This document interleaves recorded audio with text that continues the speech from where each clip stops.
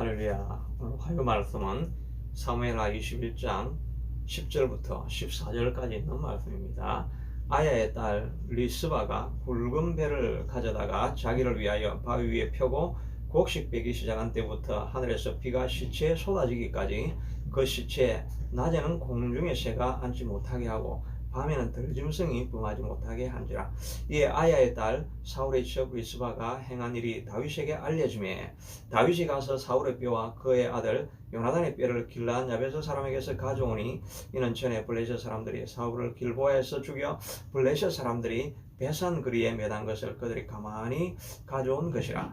다윗이 그곳에서 사울의 뼈와 그의 아들 요나단의 뼈를 가지고 올라오매 사람들이 그 달려 죽은 자들을 뼈를 거두어다가 사울과 그의 아들 요나단의 뼈와 함께 베냐민 땅 셀라에서 그의 아버지 기스의 묘에 장사하되 모두 왕의 명령을 따라 행하니라. 그 후에야 하나님이 그 땅을 위한 기도를 들으시니라. 아멘. 세상을 바꾼 여인 리스바라는 제목으로 은혜를 나누기를 원합니다. 오늘 본문에는 보면 리스바라고 하는 여자가 나오죠. 어떻게 보면 이 여인은 너무나 기구한 여인입니다. 원래는 사울의 첩이었죠. 근데 사울도 정신병자와 같고 또 미친 자와 같은 그런 삶을 살다가 죽었습니다. 그 후에 이 여인이 아마 미모는 출중했던 것 같습니다. 다시 군대장관, 북왕국의 군대장관이었던 아브넬이 리브가를 다시 첩으로 삼으려고 하게 되죠. 첩으로 삼게 됩니다. 그것을 보고 사울의 아들 이스보셋이 그건 불경하다고 해서 아브넬하고 다투다가 아브넬이 이스보셋에게 격노하고 나라 전체를 이 리스바라고 하는 여인 때문에 다 바울에게 바치기로 이렇게 하죠. 그러다가 했던 우여곡절 끝에 요압에게 죽게 되게 됩니다. 그러니까 다시 아브넬도 죽어버렸습니다. 그리고 이제 남은 두 아들이 있었는데 그 두 아들을 남편 삼아서 의지하고 살았는데 정말 마른 하늘에 날벼락과 같은 일이 일어난 것이지요. 사울이 정말 엉뚱하게 민족주의를 내세워가지고 기브온 사람들은 우리 민족이 아니고 아무리 가난한 사람 아니냐 그 사람들 쫓아내라 그렇게 하면서 그 성으로 들어가가지고 수많은 기브온 사람을 학살을 했습니다. 하나님의 언약의 백성이 되었는데 그래서 그들은 또 하나님을 여호와를 이방인이지만 잘 섬기고 있었는데 수많은 기브온 사람들을 학살을 했지요. 그 일 때문에 그들의 원한을 풀어주지 않으면 비가 오지 않는다는 것을 이제 다윗이 알고 그들에게 문의하니까 우리는 이것은 뭐 돈 받으려고 하는 문제도 아닙니다. 그러나 먼저 죽은 사람들의 그 영혼을 위로하는 마음으로 해야 될 것은 기브온 사람을 죽였던 그 집안의 7명의 자녀들을 7명을 목을 매달아야 되겠다고 그렇게 이야기를 하는데 그 중에 다윗이 고민하다가 뽑았던 7명이 누구냐 하니까 바로 2명이 바로 이 리스바라고 하는 여인의 아들입니다. 나머지 5명은 사울의 딸 메랍의 5 자녀였습니다. 사울의 손자가 되는 거죠. 7명이 매달리게 되어집니다. 이 여인은 하루아침에 믿고 있던 아들도 다 하루아침에 목이 매달리는 그런 비통한 상황을 겪게 되죠. 정말 비련의 여인이라고 할 수가 있습니다. 그러나 많은 사람들이 그렇게 보고 있지만 저는 이렇게 성경을 읽어보니까 사실 이 여자가 결국은 이스라엘 민족을 살린 여자라고 하는 것을 알 수가 있습니다. 왜냐하면 맨 마지막에 14절에 보면 사울과 그의 아들 요나단이 뼈와 함께 베냐민 땅 셀라에서 그의 아버지 기스의 묘에 장사하되 모두 왕의 명령을 따라 행하니라. 그 후에야 하나님이 그 땅을 위하여 기도를 들으시니라. 그 후에야 이 리스바라고 하는 여인의 삶이 있고 난 이후에야 하나님께서 그 땅에 비를 내리시게 되었다는 것입니다. 그러니까 다시 말해서 이 여인의 헌신을 통해서 이스라엘에 비가 내리니까 전 민족을 구원한 사역을 이 여인이 감당한 것입니다. 이 여인이 어떤 사역을 감당했습니까? 7명의 아들이 목매달려서 나무에 달려있는 그 모습을 보고 이 여인이 가서 그 밑에 있는 바위에 굵은 천을 깔고 거기에서 낮에는 독수리가 와서 시체를 손상하는 것을 막고 또 밤에는 들짐승이 와서 시체를 손상하는 것을 막으면서 거기에서 바위에서 천을 펴고 있었던 것입니다. 가만히 생각해 보면 이걸 한순간에 그냥 얼마나 낮에 잠깐 보고 간 것이 아니라 낮에는 새들을 막고 밤에는 들짐승을 지켰다고 하니까 그 바위 위에 머물러 있었던 것입니다. 그 기간이 얼마나 되느냐 하니까 10절에 보면 곡식 배기 시작할 때부터 하늘에 비가 시치에 쏟아지기까지, 곡식 배기 시작하는 것은 이스라엘의 4월 달이거든요. 4월 달부터 다시 이제 겨울이 되어야 이제 농사를 짓기 시작하는데 10월 달이 돼야 비가 내리는 것입니다. 그러니까 적어도 4월에서 10월까지 6개월 정도를 그 자리에 머물러 있었다는 것입니다. 지금처럼 무슨 텐트를 치고 어떤 움막 같은 것을 만들고 있은 것이 아니라 성경에 보면 굵은 배를 바위 위에 깔고 거기에 먹고 자고 하면서 그 시체를 지켰다는 것을 알 수가 있습니다. 그러니까 정말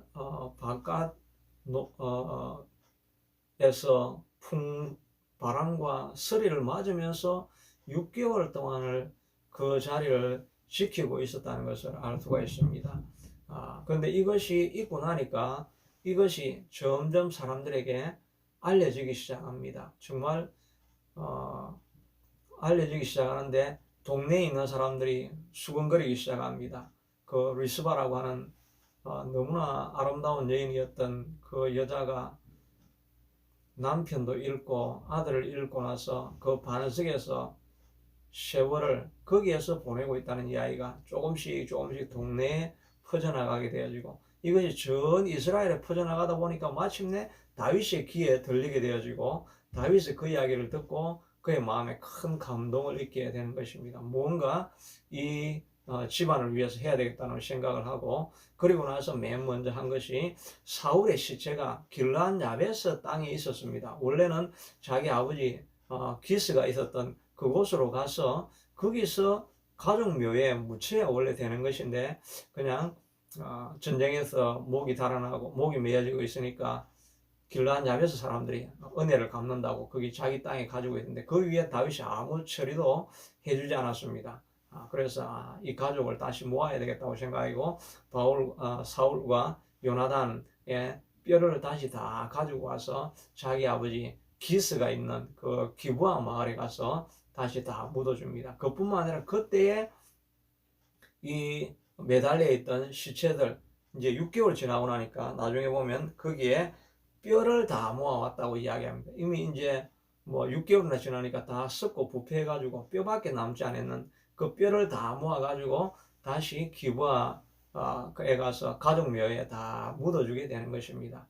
그러니까 기브온 사람도 억울했지만 사실은 이 리스바의 자녀도 죽은 것은 억울한 일이지 않습니까? 공의가 행해지지 않은 것이죠. 자기 아버지 때문에 자녀가 이런 억울한 일을 당하고 한 여인이 원통하고 원한스럽게 고통하고 있는 이런 일이 있었지 않습니까? 그런데 이 모든 원한을 다 풀어서 가족에 다 모셔두고, 그래서 그 가정에 또 위로와 공의가 행해지고 이러고 나니까 하나님께서 그때서부터 비를 내리기 시작했다라고 말하고 있는 것입니다. 그때에야라고 이렇게 이야기를 하고 있습니다. 일이 없었다고 한다면 이스라엘 백성들에게는 비가 내리지 않았을 것이지요. 그러니까 다시 말해서 이 여인의 헌신으로 말미암아서 민족에 단비를 내리게 하고 민족을 구원하는 일이 일어난 것입니다. 그러므로 어떻게 보면 많은 사람들이 비련의 여인이었다라고 이야기하지만 다시 보면 그는 정말 비련한 그런 상황 속에서도 나라를 움직이고 나라를 구원한 여인이었다는 것을 알 수가 있습니다. 여인에게서 배울 수 있는 것은 무엇입니까? 첫째는 아무런 대가를 기대하지 아니하고 하는 헌신을 알 수가 있는 것입니다. 이 리스바가 그 매달려 있는 시체 앞에 가서 무엇을 할 수가 없었습니다. 죽은 아들을 살릴 수 있는 것도 아니고 이미 죽은 사람은 죽은 것입니다. 그냥 다 잊어버릴 수 있는데 아무런 대가도 기대하지 아니하고 아들을 사랑하는 그 사랑함 때문에 그냥 사랑하기 때문에 그 자리에 머물러 있었던 그것이 헌신이지요. 목적도 없고 기대도 없고 아무것도 할 수 없지만 그저 사랑하기 때문에 섬기고 싶은 그 마음으로 그 자리를 지키는 것이 사람의 마음을 감동시킨 것입니다. 이것은 꼭 예수님의 모습과 마찬가지죠. 예수님이 십자가에 달려서 죽고 나서 죽어버렸으면 이제 사람들이 더 이상 기대할 것이 없습니다. 예수님이 아무리 살아생전에 영향력이 있었다 할지라도 죽고 나면 그 당시에는 부활이 아직 알기 전이었기 때문에 모든 것이 끝난 상태였습니다. 그럼에도 불구하고 니고데모는 30kg가 넘는 유황과 향유를 가져와서 예수님의 몸을 부식을 막도록 포장을 하고 묘실에 옮겨 주었습니다. 또 마리아와 여러 명의 다른 여인들도 새벽 미명에 그냥 가서 시체에 향유를 바르기 위해서 갔습니다. 가면은 그 돌문이 있는데 여자가 그 돌문을 굴러서 열 수도 없었습니다. 그럼에도 불구하고 그리고 또 바른다고 해서 무슨 죽은 사람이 살아나는 것도 아니고 그런 상황이었지만 그저 예수님을 사랑하기 때문에 드리는 헌신, 그 헌신이 수많은 사람들을 감동시킨 것이지요. 예수님이 십자가를 지시고 하셨을 때 마지막 목요일 밤에 한 여인이 와서 향유를 예수님의 머리에 바릅니다. 그것도 그냥 조금 찍어서 바르면 될 텐데 그 향유를 결혼 준비자금으로 모아놓은 몇 천만 원 되는 걸 그냥 우지끈 깨뜨려서 전부 다를 예수님의 머리에 부어버리는 것입니다. 돌아가시기 전인데 무슨 대가를 기대하는 것도 없고 그저 사랑하기 때문에 붓는 그 사랑의 헌신, 그것이 사람의 마음을 감동시키는 것이죠. 그래서 예수님은 이 여인의 이야기를 복음이 전하는 곳에는 어디에나 전하라고 말하고 있지요. 바로 예수님도 바로 그런 사랑을 가지고 계셨지요. 우리같이 죄 많고 흠 많은 인생을 위하여 높고 높은 하늘 보좌를 버리시고 사람의 형상을 입으시고 종의 몸으로까지 자기를 낮추어서 자기의 몸을 우리를 위해서 죽으실 필요까지는 없으신데 고통 속에서 십자가에서 죽으시는 정말 바보 같은 사랑, 대가를 기대하지 않는 사랑, 아무것도 요구하지 않는 헌신적인 사랑으로 예수님은 생명을 다해서 바치게 된 것이지요. 그것이 정말 헛된 희생인 것 같은데 그 이유 없는 그 사랑이 오고 오는 수십억 명의 사람들의 마음을 감동시키고 주님께로 이끌어주는 것 아닙니까?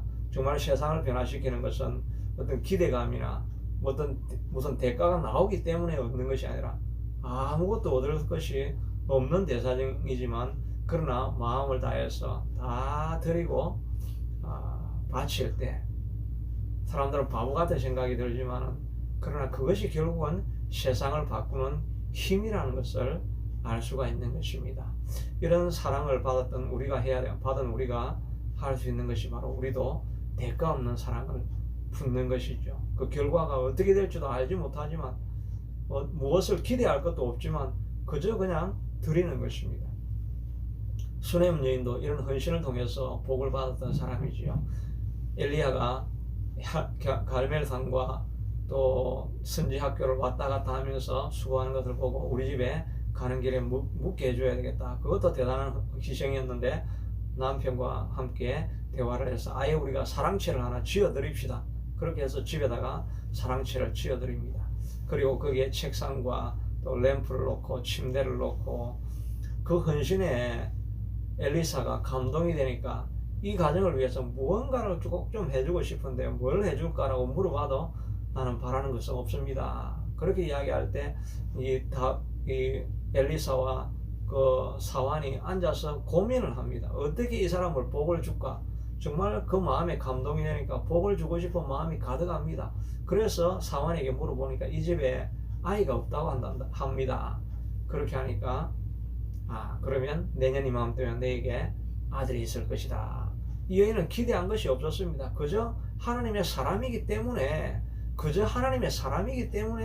그냥 베풀어 주는데 정말 잠시 묵게 하는 것이 아니라 집까지 지어줘 가면서 자기에게 돌아오는 혜택이 아무것도 없지만 그저 헌신하고 싶어 하고, 그리고 뭘 해줄까라고 해도 나는 요구하는 것은 없습니다라고 그렇게 할 때 엘리사의 마음이 감동을, 그래서 그 가정에 생각하지도 못한 아들을 얻는 복을 얻게 되어진 것이죠. 우리가 이런 복을 바라지 않는다 할지라도, 아무것도 기대하는 것이 없다 할지라도 그저 예수님을 사랑하기 때문에, 그저 예수님이 우리에게 주신 사랑 때문에 그저 다 베풀어주고 나누어주고 또 수고하고 희생하고, 욕을 먹으면서도 더 희생하고 헌신하고 살아가는 그것, 바보 같은 헌신인 것 같은데 결국은 그것이 세상을 바꾸는 힘인 것입니다. 이 리스바라고 하는 여인은 정말 비련의 여인이었습니다. 남편 둘을 잃고 아들까지 잃어서 아무것도 할 수 없는 것 같지만 그저 무작정 자녀를 사랑하는 마음으로 헌신한 것이 동네 사람의 마음을 바꾸고 다윗의 마음을 바꾸고 마침내는 하늘을 감동시켜서 하늘에서 비가 오게 함으로 온 이스라엘 민족을 구원한 것을 보게 되는 것입니다. 바로 이 사명을 하나님께서 우리에게 주신 것이 아니겠습니까? 무너져가는 교회를 바라보면서, 연약해져가는 그 다음 세대를 바라보면서, 허물어져가는 또 고통 가운데 있는 세계를 바라보면서 아무것도 할 수 없는 것 같지만, 그러나 이 아무것도 할 수 없는 무기력한 리스바라고 하는 한 여인이 그저 엎드려서 아들을 위해서 6개월을 주야장창 그 자리를 지키고 있었던 그거 하나 때문에 하나님께서 민족을 구원하신 것을 보게 되는 것입니다. 저도 때로는 이렇게 말씀을 전가하지만 듣는 사람도 별로 없고 이런 시간들 꼭 필요가 있을까 이런 생각도 들 때가 많이 있지만, 그럼에도 불구하고 대가 없이 또 저 자신을 위하는 마음으로 또 한두 명이라도 듣고 변화가 일어날 수 있다고 한다면, 그런 기대감 가운데 저도 무작정 말씀을 전가하는 이 일들은 멈추지 않고 해나가야 되겠다는 생각을 하게 되는 것입니다. 이런 헌신이 있을 때 하나님께서 여러분을 바꾸고 또 교회를 바꾸고 삶을 바꾸게 될 줄로 믿습니다. 자비하신 아버지 하나님, 리스바가 세상 사람들은 비련의 여인이었다고 말할 수 있을지 모르지만, 그러나 믿음의 눈으로 바라보면 민족을 구원한 가장 큰 일을 한 여인인 것을 알 수가 있습니다. 우리도 예수님께서 대가 없는 희생과 사랑을 베풀었던 것처럼 우리도 기대할 것 없는, 요구하지 아니하고 무작정 사랑하고 섬기는 삶을 살아가는 그런 인생이 될 수 있도록 축복하여 주옵소서. 예수님 이름으로 기도드리옵나이다.